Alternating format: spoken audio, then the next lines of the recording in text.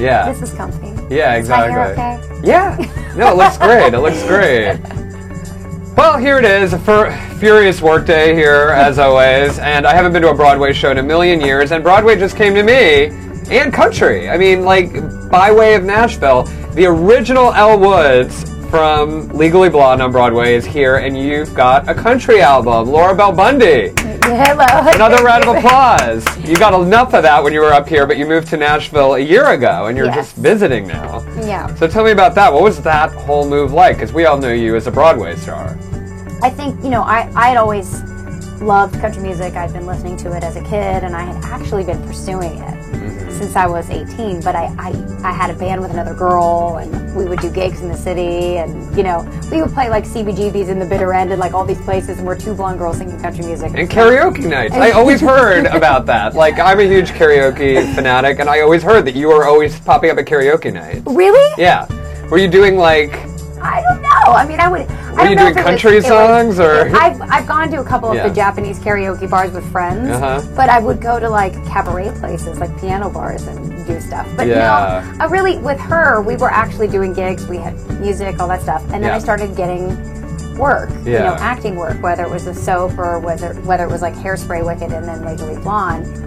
I had that feeling, like, as soon as this is done, I'm moving to Nashville. I'm going to finally pursue this. Yeah. And I'm going to take some time, and I'm going to write, and I'm going to do something that's a little bit introverted because I was so, you know, just as in a way of balancing. And I actually got fortunate enough before I left Legally Blonde to be noticed by record labels. So when I went to Nashville, I had a deal, and that was an amazing thing. But I was going to move there without one anyway. Yeah. So. Do you find a parallel between the storytelling of country music and the storytelling of a Broadway? I mean, they're very similar, right? Absolutely. And I think, you know, there used to be what I like more traditional country, and I love the Grand Ole Opry, and I love like Hee Haw, and I also love like the Dolly Parton special, and I also love the Carol Burnett special, and I also love Bette Midler. So I was like, how do you make that old like country entertainment, which is really what it was. It was like full entertainment. It made you laugh, it made you cry. Yeah. How do you bring that back? And so my album is like kind of sassy, and the storytelling is like fun and witty. It's a 2-part album.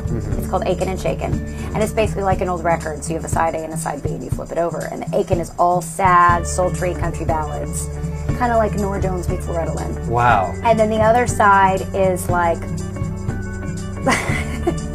it's like all up tempo. It's like, I mean, if you want to run on your treadmill or drive or whatever, but it's sassy and witty and fun and funny.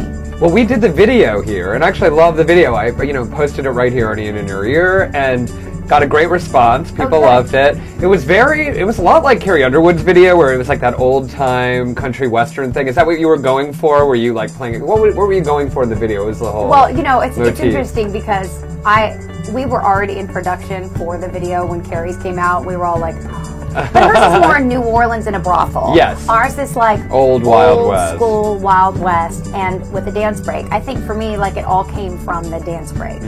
I thought this section would be a really cool, like, clogging meets hip hop.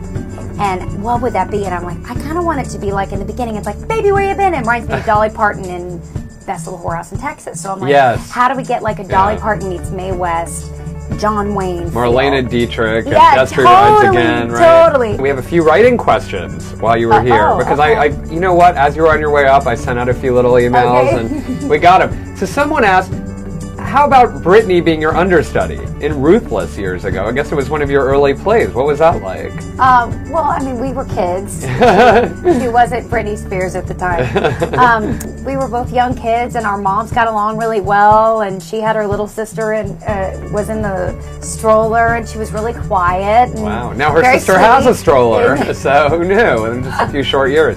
But she was very sweet. I mean, we were little kids, so, I have nothing but positive things to say about her and her mom as well. And then after she left, Natalie Portman was my understudy. Oh my God, what was she like? Amazing, and I'm I'm more friendly with Natalie because Natalie and I actually became really good friends. Oh, okay. Yeah. And then one more, so they asked about Macaulay Culkin. I guess you were best friends with him at one point. Yeah, we went to school together, and Mac and his whole family basically went to the school. And we ended up living in the same building as well. Wow.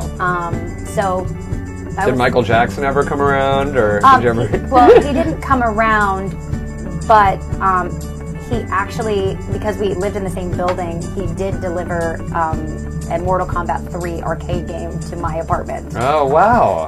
Wow. Yeah. Oh, for Mac. For Mac. Yeah. So there was and I think there's a picture of me that Mac put in Michael's like time capsule or vault or whatever it was. Oh, wow. I was, yeah. Where is that vault now? I have no idea. Wow. So I guess somebody's going through it as we speak. Wow.